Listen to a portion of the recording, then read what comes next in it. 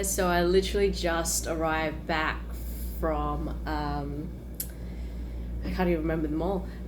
Pretty much past Cavite, which took about an hour and a half to get back into Makati. So, and this is by motorbike, by the way. So if you probably double that in a half, that's probably how long it'll take to get home by a normal car. Anyway, so I just wanted to talk about what's been happening the past few weeks. I have put in little snippets on my Instagram stories, a few posts on my personal page on Facebook. It's just been a little bit difficult. One thing that I really wanted to make sure of is just be in the present moment of what I was going through. So the first week wasn't ideal. I actually got really sick to a point that I could barely eat anything normal. Anything would make me sick, or I just couldn't keep it down. So I had 1 week where I was pretty much just trying to keep something in, and then on the following week I had a week and a half in Iloilo and Cebu. So fingers crossed. I was actually hoping for fast recoveries, hoping I can eat, and thank goodness by the Monday, as I got up earlier, and I felt a lot better, and it was probably the first day I could actually eat more than 2 meals that weren't just soup and Pocari Sweat. For FYI, if you ever get sick, Pocari Sweat is your go-to, and pho. So second week we arrived. So myself and Chelsea, who is one of my good friends here in the Philippines, we flew out to Cebu just to have a bit of a stopover, and my parents were there as well. Just to catch up with a few guys from CrossFit Subterra. I was hoping to go to some of the islands such as Oslo and one of the small islands as well. But when I actually qualified for Calais Games, I went, this is an opportunity and I really didn't want to miss it. Being traveling is why it's a little bit hard to enjoy yourself, but you want to prioritize a bit of training. So in this sense, training did come first, but also made sure I caught up with certain people while I was here. So I was doing that in very dense heat that I was not used to. So my first workout when I got to Cebu was, let's see if I could get through 20.2, which was the double under workout, and it was nighttime and I was dying because I had not eaten in probably 3 or 4 days. So the main thing is just to move through the workout and not get too dehydrated, as I already was. So yeah, I had a few days in Cebu, and then the next plane out we were in Iloilo, which was my first trip. And so far I love Iloilo. It is so much different to what Makati and Cebu. A lot more quieter on the roads, wider roads compared to Cebu, and it's just a lot more chilled out. So I had the privilege of catching up with a few of the coaches and had the honors, popping down early morning sessions, just to have a bit of a suss around of what was around. So I visited the Strength Ground and Storm Fitness Club located in the mall called Mega World, which is where we both Chelsea and I stayed. So we had a bit of a suss around, just to get our bearings a little bit more, as I find that's the easiest to get food sources, that sort of thing. And the next day we popped in and I did 20.3 with some of the boys, so Robbie, Gio and Jaff. Had a bit of fun. I really loved that workout, so it was a cool one to just finally get my groove back and have my appetite, and just to settle the nerves a little bit to run 2 workshops. So on the Saturday, I actually popped in, did a bit of a training sessions, because after that Chelsea and I had to go straight on the van straight to Islas, which was a 3 to 4 hour van ride. So that was fun. So I was up at about 4 o'clock, headed down, got to the gym at about 5, hit up a session, had something to eat, and through the whole day, so 3 to 4 hours, I was at the Strength Ground, had the awesome time coaching a lot of people. And then after that, they took us to a place called Bulljacks, which, if you go to Iloilo, it is infamous and not forgotten for their awesome seafood. So if you you are ever there, you must try that place. So fresh seafood straight from the ocean, and it could not get any better than that. So after lunch, had a bit of downtime, but downtime meaning karaoke ride straight back to Mega World, which is where I ran the second workshops, thanks to June and Nike, who have allowed me to come in and teach a lot more gymnastic skills, and later on had a bit of a pop in a costume part to celebrate a bit of Halloween time. So we both got dressed up, killed a few hours because the next day we had to be up at about 2:30 in the morning just to make sure we were there for the tour at Islas, which was 8 a.m. So it was about a 3 to 4 hour drive. I was really tired, so if you can imagine 10 hours of gymnastics and then sitting in a van and hoping to be wide awake for some beautiful views, that was really a challenge, but I wasn't gonna miss out on being there in that present moment. So so when I had access to Wi-Fi, I didn't bother as much unless it was like towards the end of the night. Islas is such a beautiful island. Like, we got to look at a few of the lagoons, spent some time swimming around. We had lunch right in, what do you call them? The sandbar. So it's literally just a narrow sand in the middle of the water, which we had a lot of fresh seafood. I had to steer away from fresh seafood because I think that is what triggered me, unfortunately. There was sea urchins you could actually eat as well, and the tour actually only costed less than 25 Australian dollars. So if you need a tour guide, I'd highly recommend going to Islas Tours. We had a lot of fun. We got drenched, and unfortunately for me, I actually got my passport wet. But it's a lesson to learn for next time. After we, both Chelsea and I enjoyed the tour, so we did that in good time as it started to pour by the end of the day. We got back to the resort, spent a couple of days to just chill out, wind down, and then head back to the Philippines, head back to Makati to get down to business. So as soon as we got back, I had about a week and a half to kind of tee up some meetings, just a bit of an idea to network for Project Phils. As you can imagine, I have a lot of platforms that I have to keep in mind and making sure that it kind of falls in order, but I didn't lose focus of each one. So at that point, I had a meeting with JCI. So now I'm officially part of that team to help, network or, create create awareness of what I'm trying to achieve here in the Philippines, and hopefully tee up with people with like-minded people as well. And it's always good to network with those who want to learn a little bit more, and I couldn't thank Chelsea enough for having me on board, part of that team. So a few exciting projects next year in March, hopefully, so stay tuned.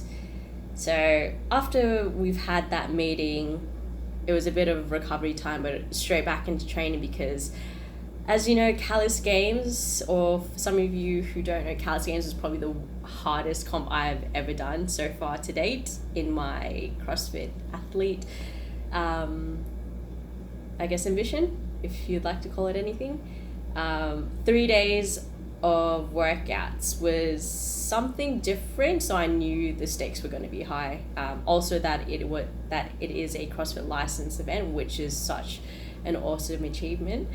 Not to mention a lot of international athletes, so I was kind of getting overwhelmed the fact that the time that I chose to travel is always the time I'm going to compete. Not blaming anything, it is just something I have to consider next year if I want to take the training side seriously. So I had about a week and a half to practice training, simulate movements, also not to overdo it because I always tend to get niggles with my knees from obviously sitting on a plane, walking excessively. So it was just more important to make sure I wasn't going out knowing that I didn't look after my body, but I was just a bit more aware of it. So simulated movements, monitored my eating, tried to get a good rest, journaling what I was doing and how I was feeling, so I was mentally prepared, and just looking after my knee until I could get to the physios, and Charles treated me as well. So fast forward a week and a half later, which was now 1 week ago, day one, rookie mistake. I had gotten up too late. If anyone knows Manila, it is a bad time on a Friday to actually get up late, because my heat was at 9:59 and I happened to get up at about 7 o'clock, anticipating to leave about 8 a.m. And that was a bad idea. So what I actually had to do was leave ASAP at 8, but take an Ankus, which is a paid motorcycle service, which still took me about 45 minutes, leaving me half an hour to spare. But one positive out of that was I actually didn't have as much nerves because I was too busy focusing on getting to the hits on time. And the atmosphere once we went through day one was ultimately nerve-wracking. I'm not going to lie, I don't respond well when it comes to day one, or I should say workout one. I think it was just understanding on how to focus on the actual task at hand rather than the crowd in front of me.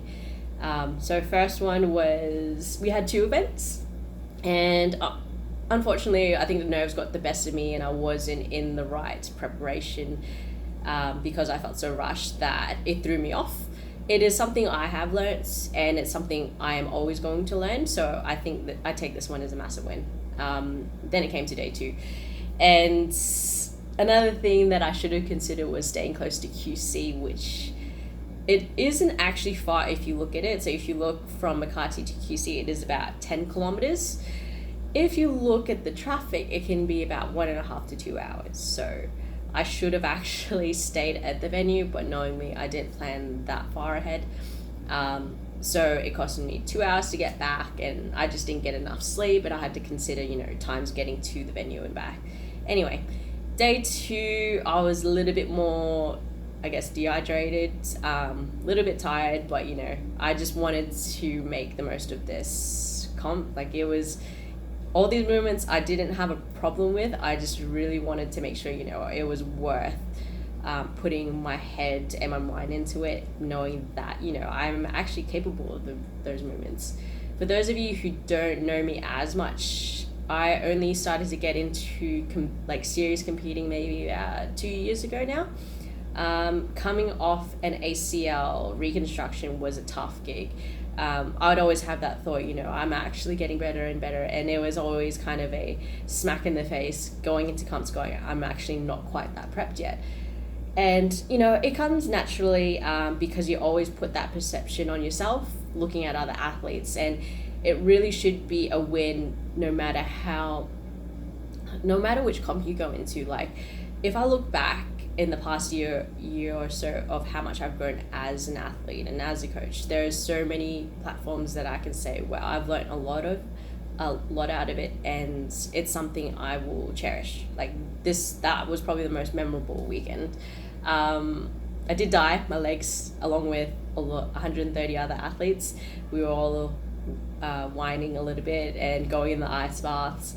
But it's the beauty of CrossFit that we can relate, we all go all out to give it our all, and, we have that thing in common of we love the sport and we enjoy every moment of it. And I think that's why it's such an amazing thing that you can go anywhere in the world and we can all relate on that same page. So day 2, day 3 was probably my favorite day because one, I am very known for my gymnastics. Probably not the best, like the elitist, but it is still my jam, as I like to say. But it was the day going, it's the last 2 workouts. You have nothing to lose. Just give it your all. Take a breath and, just enjoy every moment of it, because this is just a memory and it's such a great experience and you can always learn from it. We had the last day, the parades, and the after party. So I've had the after party, probably got a bit out of hand, a little bit, but needed to get back on track. So had a good rest, got in 20.5, which was a little bit tiring, but at least I had a good sleep that night. Then we had the privilege of doing the aerobic capacity workshop with Neil Maddox and Chris Hinshaw. So the most important thing that I think is valuable for any athlete or coach or anyone that wants to get better is, even though you might know the content, is if you go in with a free slate, an open slate, you can always attain something new. And if you meet 10 new people that you never met before with different knowledge and perceptions of the world and understanding, that's 10 things you have obtained. So the more you can be open-minded to it, the better. And I found it such an awesome experience going over the WOD breakdowns and just meeting others that wanted to, grow as an athlete or a coach. So it was awesome. Unfortunately, I couldn't stay longer as I had my responsibility to, see the kids. And I'm happy that I did. So it was another hour or so trip out to Rizal. They relocated temporarily because JCI have approved a place for them to actually train in that is not too tiny. I went down to see the kids, and I was baffled to see how much some of them have grown, how solid their lifts look, and they were still smiling through it. So for those of you who don't know why I came to the Philippines in the first place a lot more seriously, was to create that opportunity. There's something else out there than just surviving. Because these kids, I used to see them the same age as me, and I'd usually look at them puzzled as to, why can't they enjoy the same things that we do? And the lifestyle here is different. Like, coming from a poor background, the first and foremost is, make sure you get food, feeding your kids, and, if you happen to go to school, it is a privilege, and it's one of the things that they value here quite a lot. And so I wanted to give something back, and so far the donations that you have guys raised, so thanks to U of T once again for getting on board with that, and also to others who have attended the workshop. So every one of you that has participated has actually made a massive difference. So I caught up with Coach Pep and some of the girls, and he has told me the previous donation that we gave actually gave them enough allowance for maybe about 4 to 5 months. Allowed for 4 to 5 months, that is a huge difference in the life. So this batch of donations this time, hopefully it can extend from 5 to 6 months, hopefully a little bit more. And the idea is, I want to be behind them to support them no matter what the needs are. And at the moment, if you guys are currently asking, is making sure they have enough water, have enough food, get their education, sponsor their tuition, so that if it comes a time they can compete or can get a scholarship somewhere, it is going to, take them off the streets and actually live a better life. And that's what I came here to do. I loved coaching. I still love coaching, and I still love training, that sort of thing. But it is such a privilege to know that you're changing someone's life. And it really does. It really amazes me to see Coach Pep, who has put in hours and years, and I just can't imagine what he's gone through going into each box to coach weightlifting just to change these kids' lives. And these are 18 kids, not including his own kids that he has to look after for. So I met the kids, and hopefully I'll get to see them on a national level, competing again and representing the Philippines. So this is just a summary of the past 5 or 6 weeks, summarized in a 20-minute video. I would have liked to make it a little bit more fancier like the last time, but I didn't take my GoPro. So this is the journey so far on trip 2 in the Philippines. So next year is going to be my biggest question. I'll keep you guys posted because there's a lot happening that I have to kind of take in. And it's only a few more days till I hit home in Australia. So I guess I'll see you guys back home. But if you keep up with my journey, hopefully you follow and see where Project Phils takes us. All right, thanks guys. Have a good night.